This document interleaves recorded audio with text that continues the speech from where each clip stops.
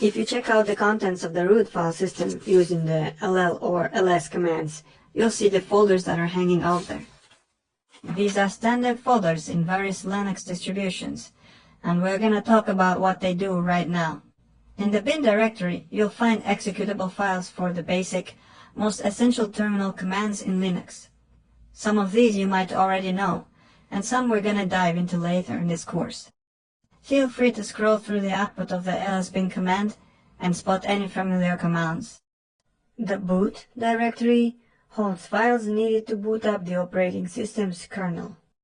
The CD-ROM directory used to be the go-to for mounting CDs, but these days, for mounting any additional drives, whether it's USBs or hard drives, you typically use the media or mounted directory instead. The dev directory, short for devices, contains device files. So, for example, if we connect a printer to our Linux machine, it'll show up here as a file. The etc directory stores configuration files for services, system settings, and user programs. So, if we're developing any software for Linux, it's common to stash configuration files in the etc directory. The home directory, or /home, is where the home folders of our users are kept.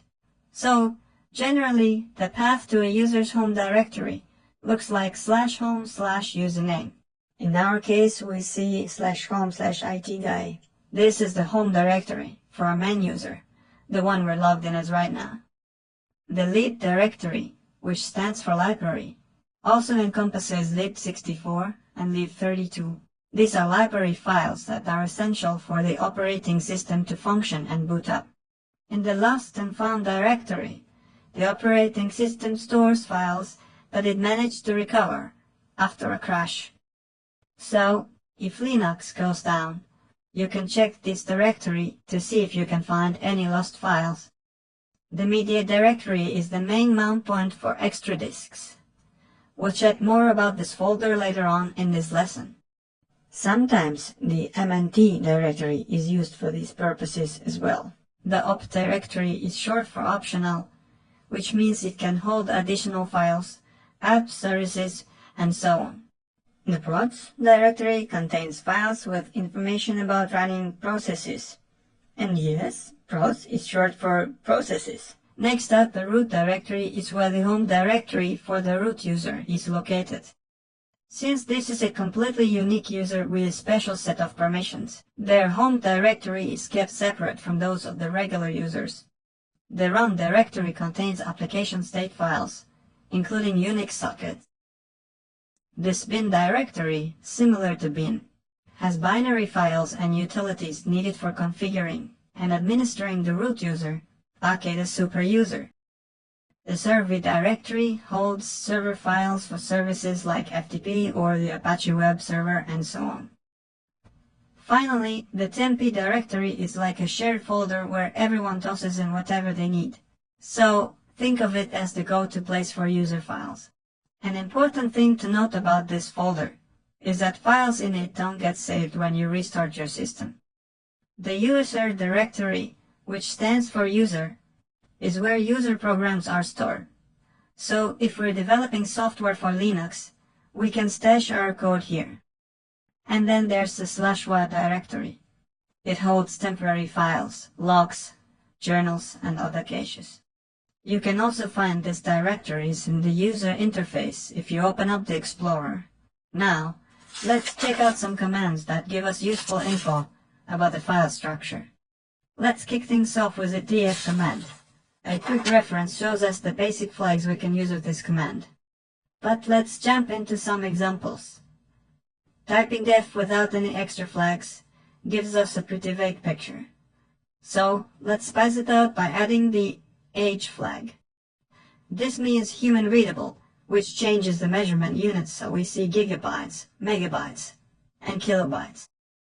Also, if we add the T flag remember, case matters, this will give us a column showing the type of the file system.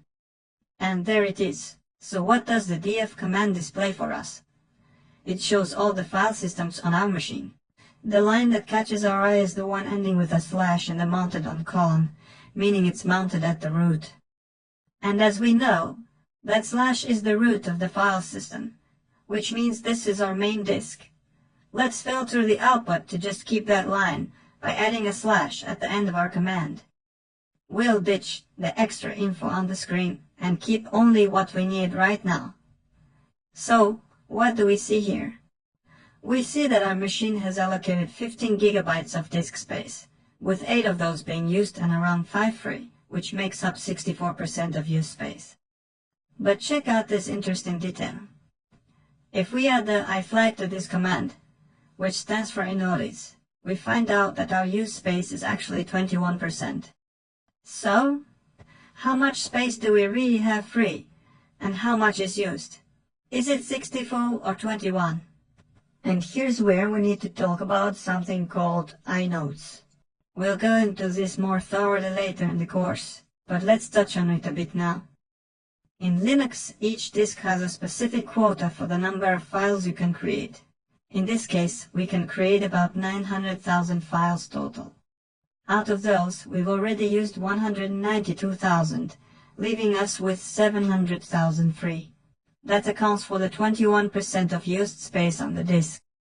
So, in Linux, it's possible to run into a situation where you can't create a new file, not just because you've run out of megabytes, but also because you've hit your file quota. So, it can be beneficial to keep an eye on this parameter too. In megabytes, we've used 64% of the total space, but in inodes, we've used 21%. That's how you should read this info. Another helpful bit of info that dev can give us is the path to where we've mounted extra disk devices. Flash drives, CDs, external hard drives, and all that jazz. So, for example, let's pop in a disk with the guest editions.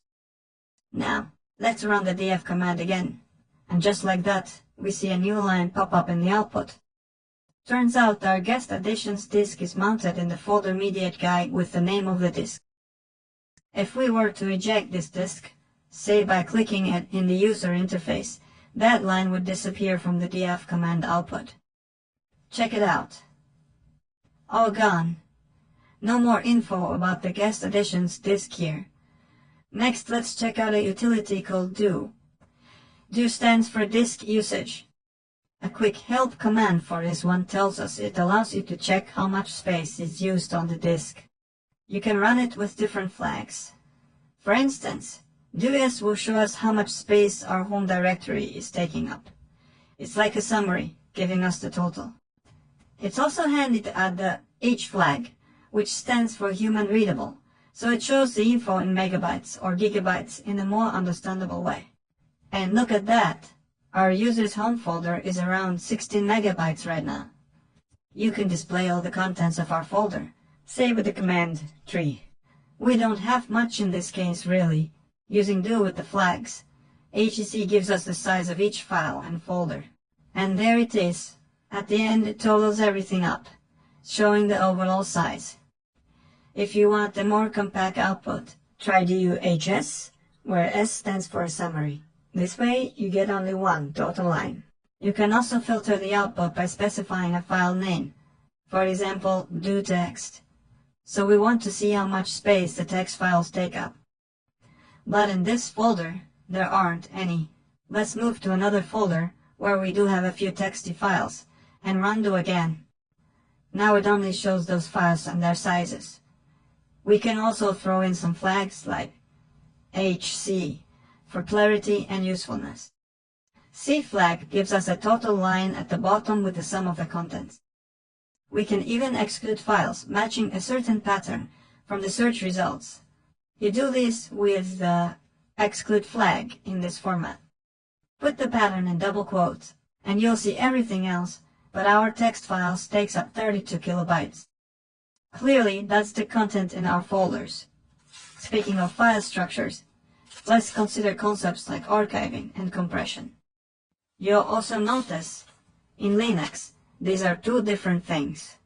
The default utility for working with archives is called tar. You can check out the help for using it. Let's look at the files we have and archive one of them. Let's choose the poem Romeo and Juliet.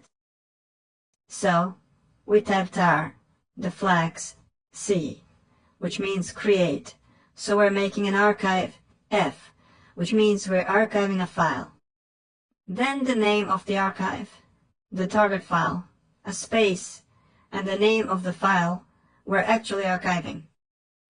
And from the outcome of our command, we see a shiny new file display on a red background. That's our archive. We usually think an archive takes up less space than the original file. But if you take a closer look at these two files we have, you'll notice that the latest one we just created is actually a bit bigger than the original text file from which this archive was made. That's because we didn't use compression when we archived it. Let's run the same command that created our archive, but this time we will add the option. We'll change the file name a bit. Hit enter. And look, a new archive file just popped up. Now let's check out its size. Well, it's about 3 times smaller than the original file, because this time we used compression, unlike the last time. So in Linux, when you archive a file, you have the choice to compress it or not. Now, let's create a new folder and move our archives there. Here we go. We have a backup text folder with all our archives. Let's hop into it, and now check out how to extract a file from the archive.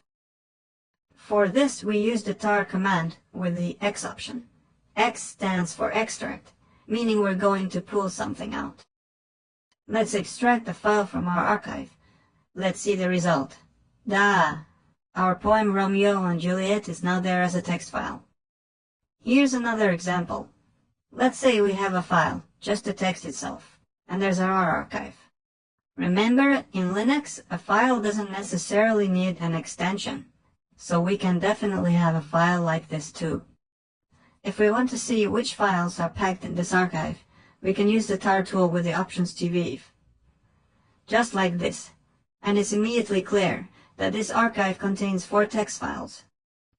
If we want to extract files from this archive, we simply type tar with the options xf, add the archive's name, hit enter, and look at that! We can see the new files extracted from our archive. That was a tar utility. Besides tar, there's another tool for working with archives that you might be more familiar with, Gzip. Linux has a zip package. Let's quickly install it, using the command sudo apt install zip. You know, the zip utility might be a bit more user-friendly, because to create an archive, you just type zip, the target file name, and then list the files you want to add to the archive. Like for example, *.txt. Let's check it out, and voila, we've got our little red archive. Now let's move our archive to the folder 2, which is 1 level up. Let's jump into it. Let's double check that the zip file is really here. And now, to unzip our file, we just type unzip and the name of the zip file. Checking it, and everything is great. The file's been unzipped. If you're not a fan of memorizing options in the tar utility, you can definitely use the zip archiver, but you'll need to install it separately.